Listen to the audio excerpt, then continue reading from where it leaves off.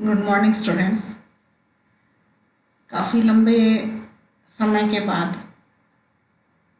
पुनः विनायक स्कूल की online classes में आप सभी बच्चों का स्वागत है।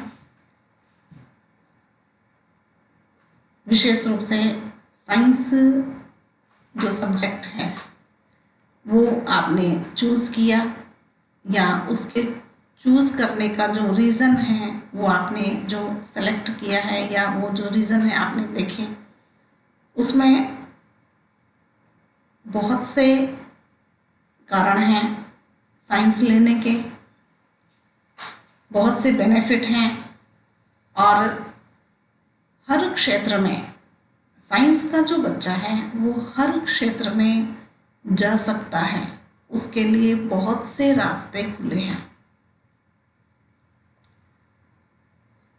बहुत ही रुचिकर सब्जेक्ट है और क्रिएटिव सब्जेक्ट है। आप आसानी से कुछ क्रियाएं तो ऐसी हैं जिनको आप दैनिक जीवन में आप देखते हैं, लेकिन कभी उनको आप महसूस नहीं करते, उन पर आप कभी ध्यान नहीं देते। उन क्रियाओं को आप देखोगे कि वो क्रियाएं किस प्रकार से संभव है या क्यों हो रही है। साइंस में दो सब्जेक्ट हैं मुख्यतः, मैथ्स और बायो। आप इन दोनों में से कोई भी एक सब्जेक्ट सेलेक्ट कर सकते हैं। मैथ्स और बायो दोनों में ही बहुत से रास्ते हैं आपके आगे बढ़ने के लिए। पहले पर मैथ्स की बात करते हैं कि अगर आप मैथ्स लेते हैं तो ये कोई ज़रूरी नहीं है कि आप आईआईटी के थ्रू ही आप इंजीनियरिंग करें, या एक इंजीनियरिंग एक रास्ता नहीं है कि अगर कोई बच्चा बहुत ज़्यादा इंटेलिजेंट नहीं है और वो ये सोच ले कि मैं इंजीनियरिंग नहीं कर सकता तो मैं साइंस क्यों लूँ, तो ये कोई ज़रूरी नहीं है। साइंस के लिए इंजीनियरिंग के अलावा भी बहुत ऐसे रास्ते हैं और इंटरेस्टिंग रास्ते हैं जिस पे आप आगे बढ़ सकते हैं, आप अपना करियर बना सकते हैं। जैसे आप सिंपल बीएससी कर सकते हैं, सिंपल बीएससी करके आप एमएससी कर सकते हैं, पीजी कर सकते हैं और नेट स्लेट गेट क्लियर करके आप कॉलेज लेक्चरर भी बन सकते हैं।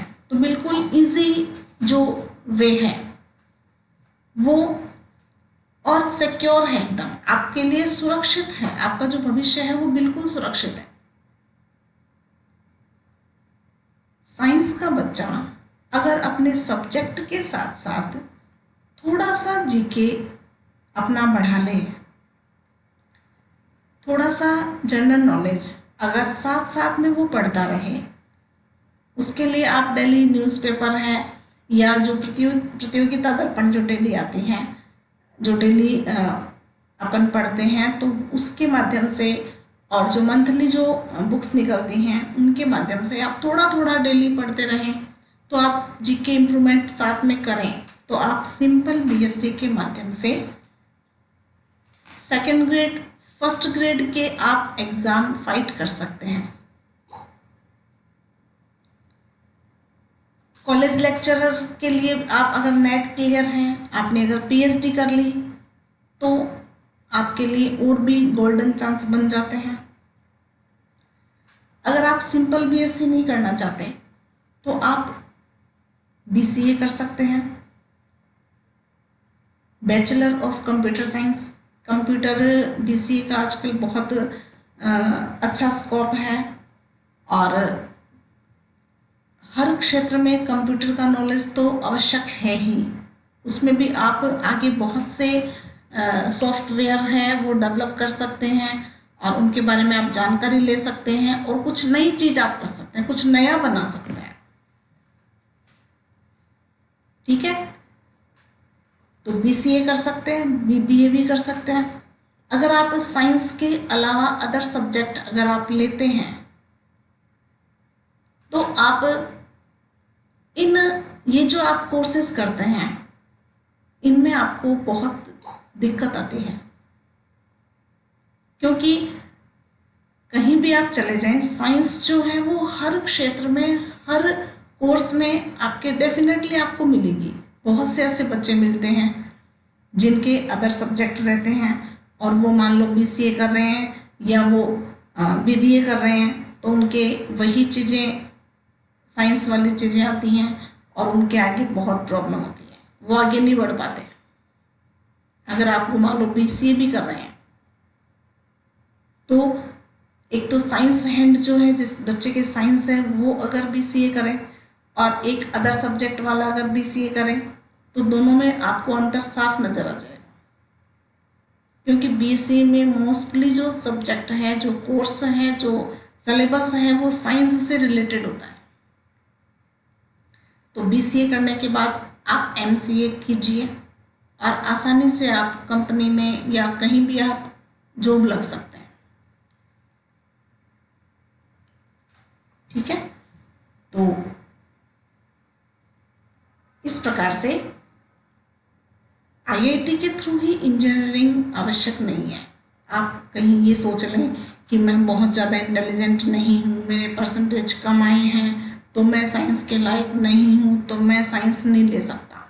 या कई बच्चे ऐसे भी हैं जिनको 10th स्टैंडर्ड तक साइंस में इंटरेस्ट नहीं होता।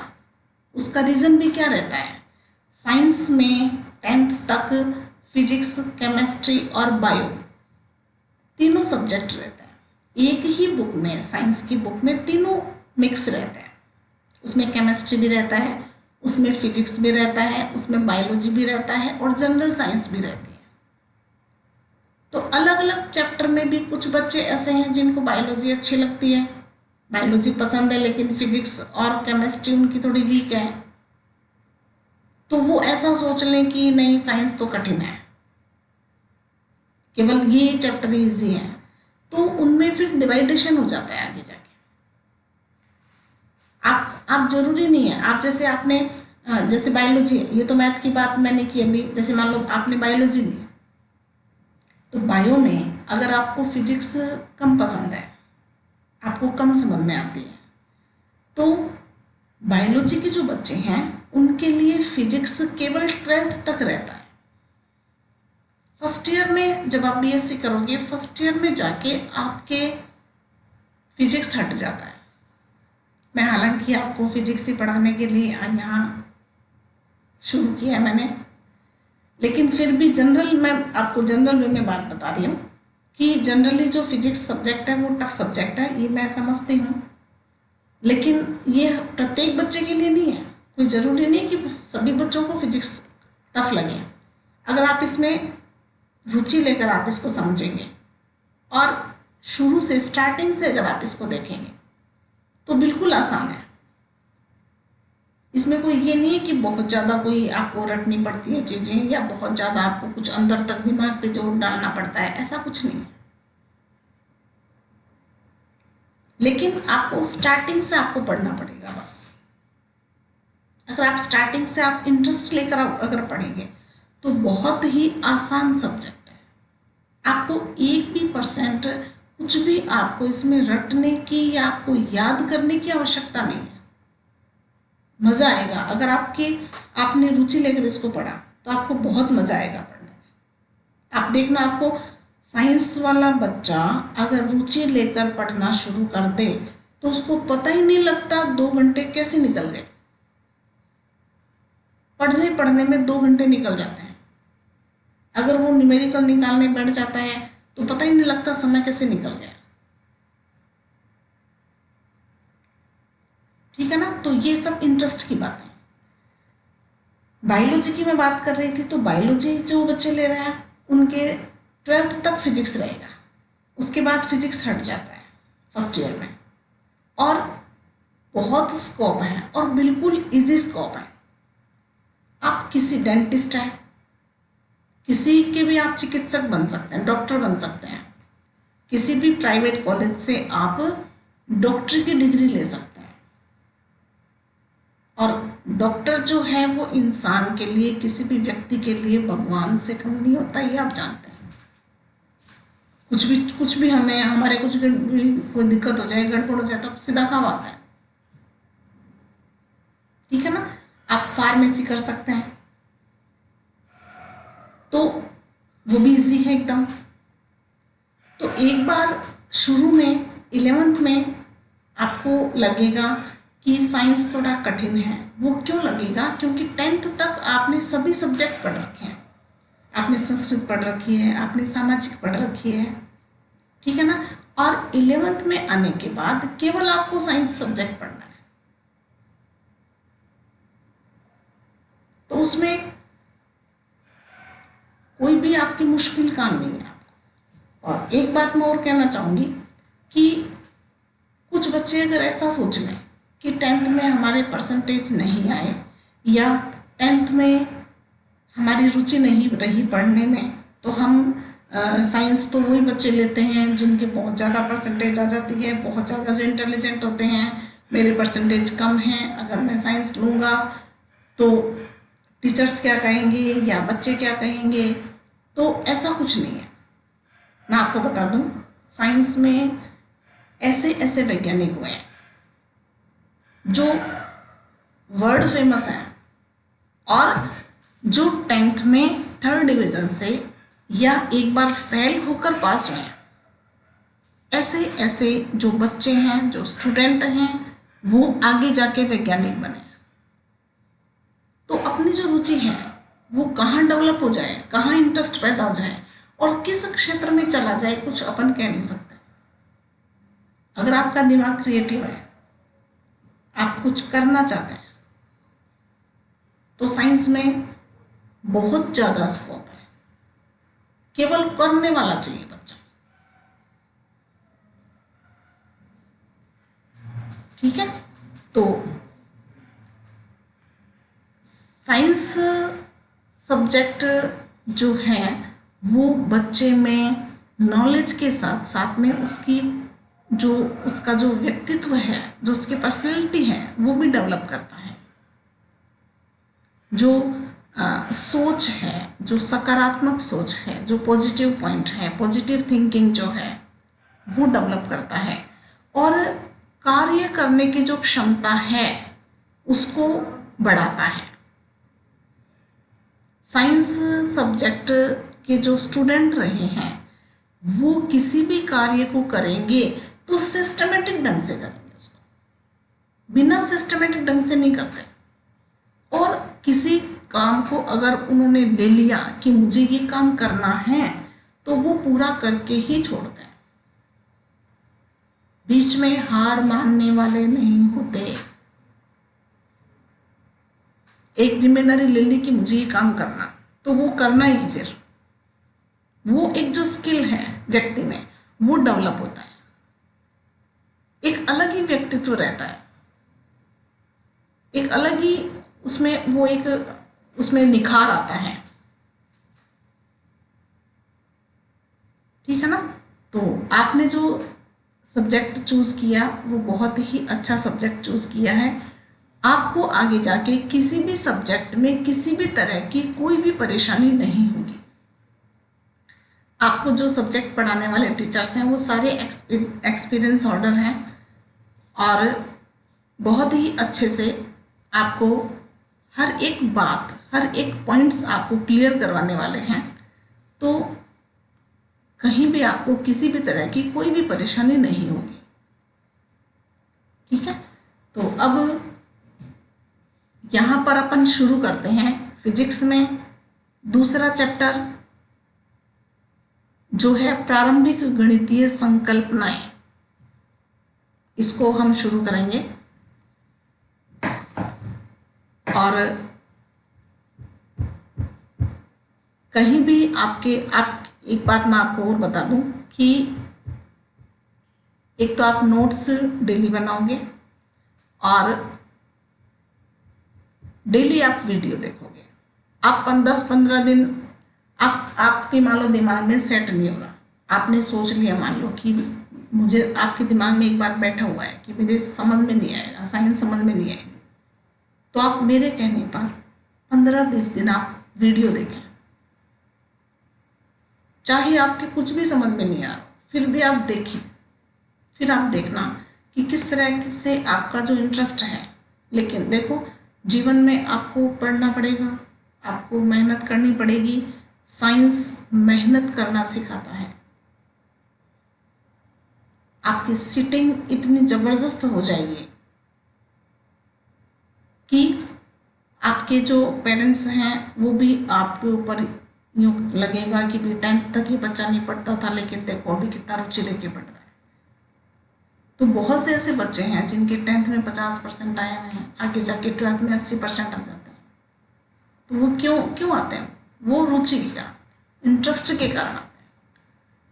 साइंस के प्रति समर्पण, ठीक है ना। तो कुछ भी नया नहीं है, सभी हम पुराना ज्ञान उठाते हुए पीछे जो हमने पढ़ा उसको हम साथ में लेते हुए हम आगे बढ़ेंगे,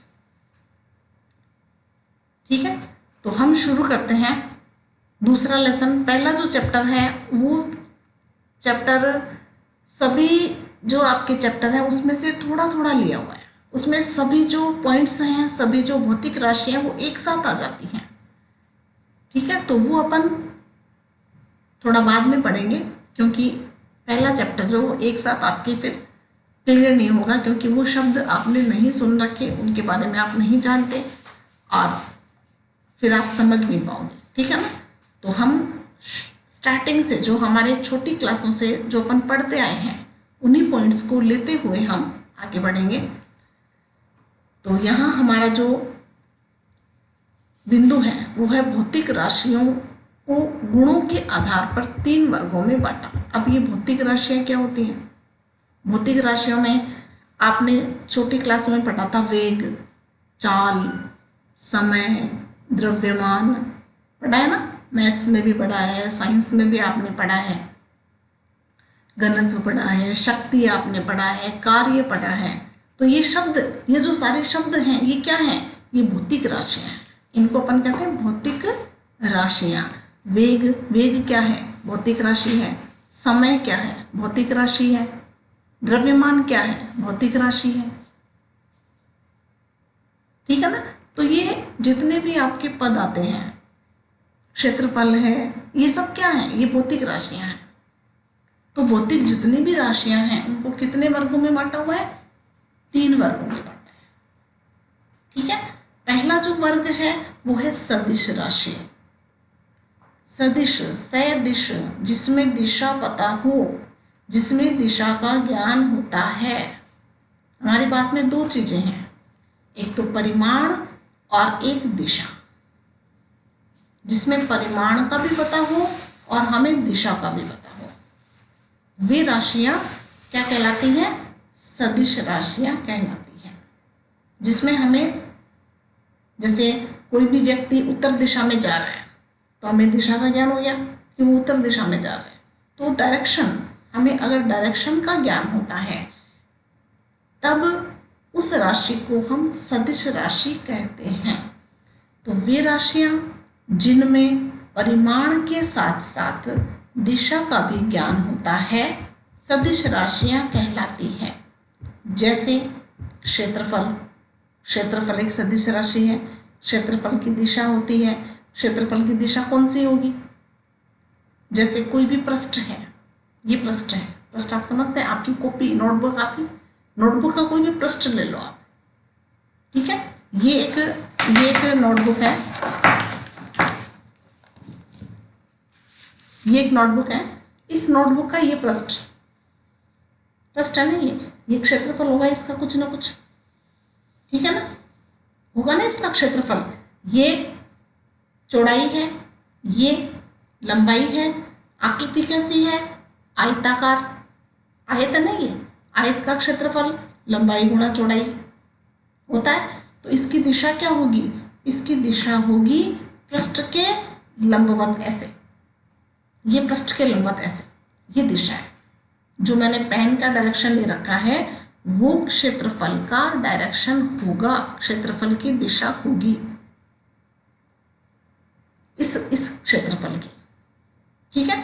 अगर हमें इस क्षेत्रफल की दिशा लेनी है तो वो कौन सी होगी, ये वाली होगी। ऐसे ये क्षेत्रफल की डायरेक्शन है पृष्ठ के लंबवत। ठीक है, तो यहाँ जितनी भी भौतिक राशियां हैं, जो सदिश हैं, उन सब में डायरेक्शन होगा, दिशा होगी। क्षेत्रफल है, वेग है, त्वरण है, बल है, संवेग है, आवेग है, तो ये सभी कैसी राशियां हैं, सदिश राशियां। इन सभी राशियों के बारे में हम एक एक करके पढ़ेंगे आगे। क्षेत्रफल क्या है, वेग क्या है, वेग की परिभाषा, क्योंकि हमने 9th में भी पढ़ा है, 10th में भी पढ़ा है, लेकिन वो सब आपके दिमाग से निकल गया, क्योंकि जैसे जैसे समय निकलता है अपन पुरानी बातों को भूल जाते हैं। तो हम यहाँ दोबारा पढ़ेंगे, एक एक छोटी छोटी चीज को अपन यहाँ दोबारा पढ़ेंगे। ठीक है, तो सदिश जो राशियां हैं उन्हें हम तीर के चिन्ह के द्वारा व्यक्त करते हैं। जैसे मान लो x कोई भी राशि है, उसके ऊपर हमने एरो का चिन्ह लगा दिया, ये लगा रखा है ना, तो ये सदिश के द्वारा व्यक्त हो रही है। ठीक है, तो हम आज इतना ही पढ़ेंगे, कल से अपन स्टार्ट करेंगे पुनः और दूसरा चैप्टर अपन लेंगे। तो बिल्कुल एकदम ऊर्जा के साथ, एकदम ऊर्जावान होकर, रुचि लेकर और ये सोचकर कि मुझे साइंस ही लेनी है। आप ये सोचकर आप 15 दिन मेरे कहने पे आप साइंस पढ़ें और हर सब्जेक्ट को, केमिस्ट्री है, बायो है, मैथ है, फिजिक्स है, इन चारों सब्जेक्ट को आप एकदम ध्यान से, क्योंकि आप डिसीजन नहीं कर पाएंगे अभी कि मुझे मैथ्स लेनी है या बायो लेनी है, तो आप चारों क्लासेस एक साथ देखें, है ना, तो फिर आपको लगेगा कि मुझे क्या सब्जेक्ट लेना चाहिए, बायो लेनी है या हमें मैथ लेनी है। ठीक है, तो आप जरूर देखें, रेगुलर देखें। मैं नियमितता के लिए तो आपको हमेशा कहती रहूँगी, मैं 10th में भी आपको कहती थी कि नियमित अध्ययन जरूरी है। साइंस की परिभाषा यही है, क्रमबद्ध ज्ञान, और नियमितता से अगर पढ़ोगे, क्रमबद्ध पढ़ोगे, बीच में क्रम टूटा और सारा गड़बड़ हो जाएगा फिर। ठीक है, तो बिल्कुल ऊर्जा के साथ, रुचि लेकर कल अपन फिर मिलेंगे। तो आज के लिए इतना काफ़ी है, धन्यवाद।